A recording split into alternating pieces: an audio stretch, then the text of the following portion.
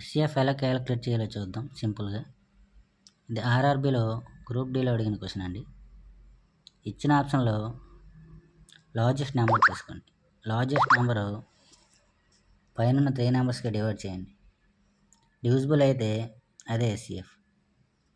Divisible అవ్వకపోతే దాని next biggest number 14 కదా, 14 తీసుకోండి. మళ్ళీ డివిజిబుల్ చేయండి 3 నెంబర్స్. 3 నెంబర్స్ డివిజిబుల్ అయితే అది ఎస్సీఎఫ్. లేకపోతే దాని నెక్స్ట్ నెంబర్ 7, దాని నెక్స్ట్ నెంబర్ 4, అలా చేయాలి. ఇప్పుడు 56/28 చేయండి. 140/28 చేయండి.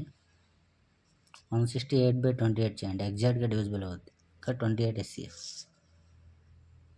ఇక్కడ చూడండి, ఎస్సీఎఫ్ ఆఫ్ 14, 36, 42. ఇచ్చిన ఆప్షన్లో బిగ్గెస్ట్ వాల్యూ 6 కదా, 14, 6, 36, 42 6తో డివిజిబుల్ అవ్వదు కదా. 14 6తో డివిజిబుల్ అవ్వదు కాబట్టి ఇది ఎలిమినేట్ చేసి నెక్స్ట్ 3 తీసుకోండి. 3 కూడా 14తో అవ్వదు కాబట్టి ఇది ఎలిమినేట్ చేసి 2 అనేది అన్నిటికీ డివిజిబుల్ అవుద్ది. చివర ఈవెన్ నెంబర్ ఉంటే 2తో డివిజిబుల్ అవుద్ది కదా, సో 2 ఇస్ ద ఆన్సర్.